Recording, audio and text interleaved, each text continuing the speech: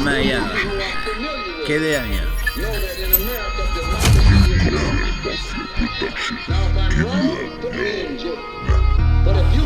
Bueno,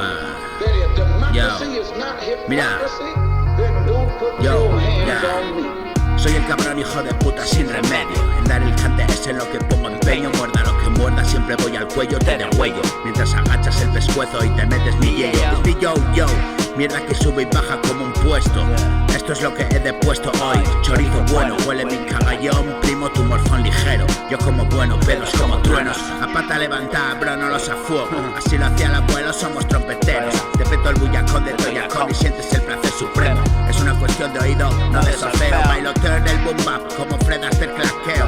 Coreografía y jaleo, aquí hay que ser más y hacer babeo. Veo letrotas grandes y profundas como submarinos lanzando torpedos. Tu mierda friki, esto es verdadero movimiento. Te estoy echando el kiki por el culo, oigo tus jadeos. Pateos a traseros y toreos a borregos. Desnudo a fariseos, puñalones al puto carete. Caen los pantalones, adelgazo 1 kilo en cada verso. Versando lo bueno, comiendo terreno, partiendo lo fresco, bebiendo floreros, dormiendo en mis vómitos, corriéndoles a bofetones, aplaudiendo objetos.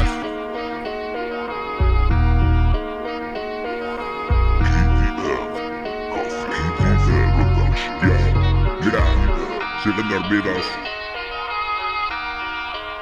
Yo con el cuento. Café la mafia. Yo.